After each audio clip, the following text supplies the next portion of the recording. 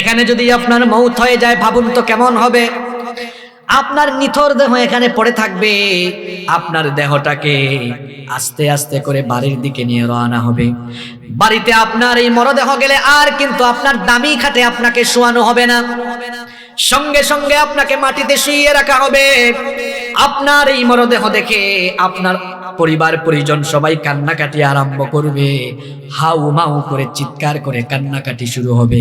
কিন্তু এই হাউমাউ করে চিৎকার চেঁচামেচি করে কান্নাকাটি বেশিক্ষণ কিন্তু থাকবে না, অল্প কিছুক্ষণ কান্নাকাটির পরে সবাই মিটিংয়ে বসে যাবে।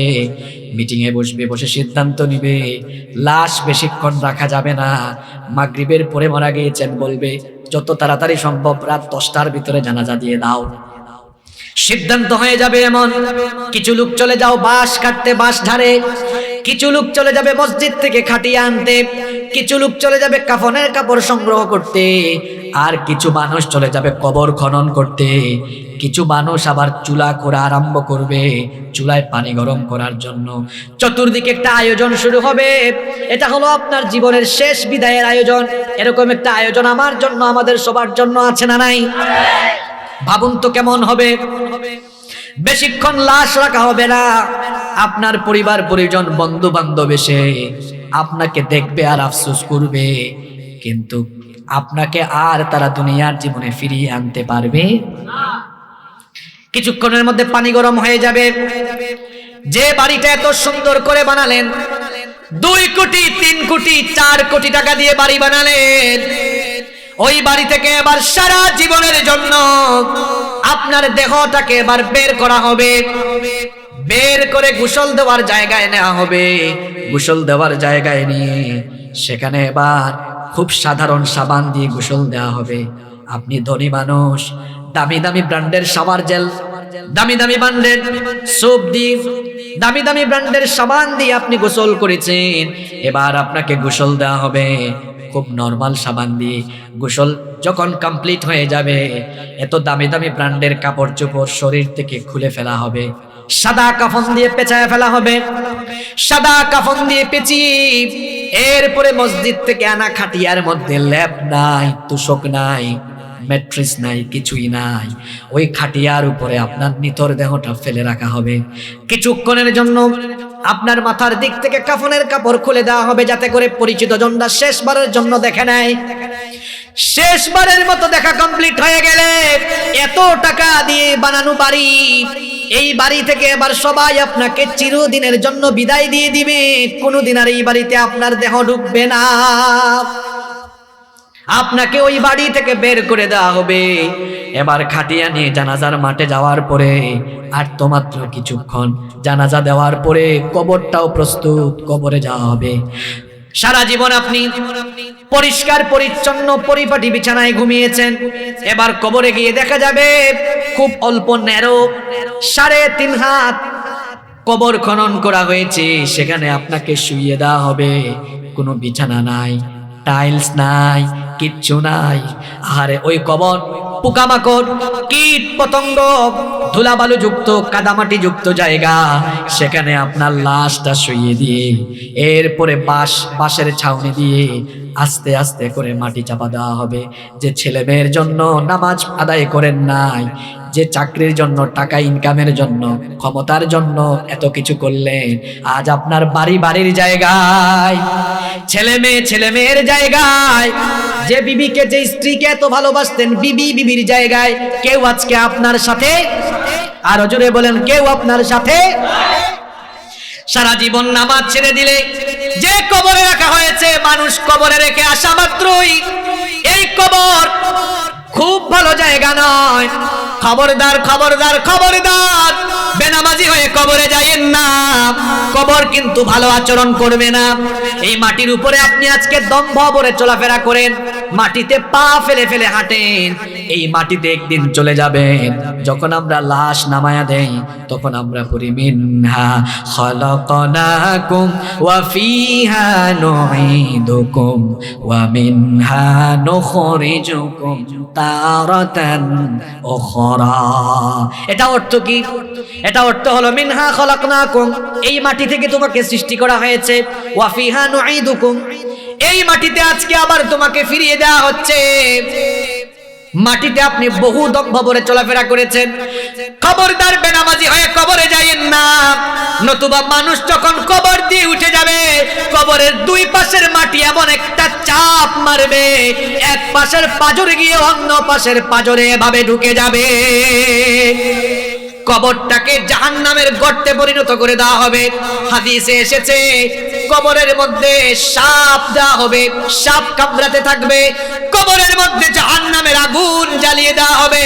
জাহান্নামের আগুনে কিন্তু আপনি পুড়তে পারবেন না, ওই জাহান্নামের আগুন সহ্য করতে পারবেন না, বরদাস্ত করতে পারবেন না। কবরের সেই ভয়াবহ আযাব থেকে বাঁচার জন্য কবরে যাওয়ার আগে 5 ওয়াক্ত নামাজি হওয়ার দরকার আছে না নাই? এজন্য আজান হলে নামাজে যান। ফজরের নামাজটাই তো আপনি আল্লাহর গোলামি দিয়া শুরু করতে পারেন না। কিছুক্ষণ আগেই বলেছিলাম আমাদেরকে সৃষ্টি করা হয়েছে কার গোলামের জন্য? আরো জোরে বলেন। যুবকদের কি হয়েছে, কথা বের হয় না? কার গোলামের জন্য? আজান হলো ফজরের আজান। 5 ওয়াক্ত নামাজের মধ্যে সবচাইতে কঠিন নামাজটা হলো ফজরের নামাজ। কারণ শীতের দিনে ওই টাইমে ঠান্ডা লাগে বেশি, গরমের দিনে ওই টাইমে ঘুম লাগে বেশি। দেখবেন সামনে গরমকাল আসতেছে, সারা রাত যাদের বাসায় এসি আছে তারা তো গরম টের পায় না। এসিওয়ালা বাসায় যারা থাকেন সন্তানগুলোকে মাঝে মাঝে এসি ছাড়া রাখিয়েন, তাহলে গরিব মানুষের কষ্ট বুঝবে। যাদের বাড়িতে এসি নাই তারা জানে রাত 2টা 3টা পর্যন্ত 4টা পর্যন্ত গরমের কারণে ঘুম আসে না। আর লোডশেডিং হইলে তো আরো অবস্থা খারাপ। দেখা যায় ফজরের আজানের আধা ঘন্টা আগে একটু ঠান্ডা ঠান্ডা লাগে, কোমল বাতাস নির্মল বাতাস বয়ে যায়, তখন ঘুম খুব বেশি বেশি লাগে, ঠিক কিনা? ওই সময়টা হলো পরীক্ষার সময়। তখন মুয়াজ্জিন সাহেব মসজিদে বলেন আসসালাতু খায়রুম মিনান নাওম, ঘুমের চাইতে নামাজ উত্তম। আর শয়তান আপনাকে কানের কাছে এসে বলে নামাজের চাইতে ঘুম উত্তম, তুই ঘুমা। তখন যদি আপনি ঘুমায়া থাকেন, চুপ থাকবেন না। সবাই বলেন নামাজে না গিয়ে যদি শয়তানের কথা মতো ঘুমায়া থাকেন, বলেন তো গোলামি হলো আল্লাহর না শয়তানের? আপনার কি একটু লজ্জাও লাগে না, একটু কি শরমও লাগে না? প্রতিটা দিন ফজরের নামাজ ছাইরা দিয়া আপনি মানুষের সুরত দইরা শয়তানের গোলাম হয়ে বসবাস করছেন। আপনার নিজের বিবেক কি আপনাকে বাধা দেয় না? কি কারণে রব্বুল আলামিন আমাকে আপনাকে আমাদেরকে দুনিয়াতে পাঠালেন? কেন আমাদেরকে সৃষ্টি করা হলো? কোরআনুল কারীমের 51 নম্বর সূরা সূরাতুজ যারিয়াত 56 নম্বর আয়াতে রব্বুল আলামিন বললেন ওয়ামা খালাকতুল জিন্না ওয়াল ইনসা ইল্লা লিয়াবুদুন। আল্লাহ তাআলা বলছেন আমি জিন আর মানব জাতিকে সৃষ্টি করেছি শুধুমাত্র আমার গোলামির জন্য, আমার ইবাদতের জন্য।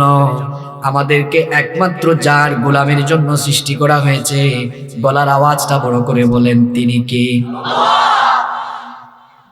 আমাদেরকে আল্লাহর গোলামির জন্য পৃথিবীতে পাঠানো হয়েছে।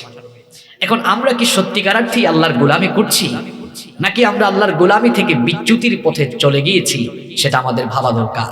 আমরা যে আল্লাহর গোলাম, এই গোলামির বেস্ট এক্সাম্পল, সবচাইতে সেরা নমুনা পাওয়া যায় যে ইবাদতের ভিতরে। সে ইবাদতের নাম হচ্ছে সালাত। সে ইবাদতের নাম কি? সালাত, যেটাকে আমরা নামাজ বলি। কিছুক্ষণ আগে মাগরিবের নামাজ চলে গেল না? এই নামাজ হলো আল্লাহর গোলামি সবচাইতে সুন্দর নমুনা। আমরা যে গোলাম, গোলামির ভাবখানা নামাজে যেমন প্রকাশ পায়, অন্য কোন ইবাদতে সেরকম প্রকাশ পায় না। দেখুন আমরা যখন নামাজে দাঁড়াই, আমরা যে গোলাম, গোলামের মতোই দাঁড়াই। যখন আমরা নামাজে দাঁড়াই, মাথাটা নত করে দিই কার ভয়ে? আল্লাহ বললেন যখন দাঁড়াও কিভাবে দাঁড়াবো শোনো। আল্লাহ বলেছেন ওয়াকুমু লিল্লাহি কানিতিন, বিনয়ী হয়ে দাঁড়াও, মাথা নত করে দাও। কারণ তোমার ভাবখানা যেন মালিক মালিক না লাগে, তুমি গোলাম। এজন্য আমরা যখন নামাজে দাঁড়াই গোলামের মতো মাথা নত করে দেই, আসামির মতো দাঁড়াই। যখন আমরা নামাজে দাঁড়াই, আমাদের হাতগুলো কান পর্যন্ত কিংবা কাঁধ বরাবর উঠায়া একজন আসামি যেমন পুলিশের সামনে স্যালেন্ডার করে, আমরাও নামাজে দাঁড়ানোর সময় হাত দুইটা তুলে গুনাহগার অবস্থায় আমরাও গোলামের মতো স্যালেন্ডার করে মালিকের সামনে দাঁড়িয়ে যাই। বলেন, এত সুন্দর গোলামের নমুনা অন্য কোনো ইবাদতে আছে? বলেন, আছে? কিভাবে আমাদের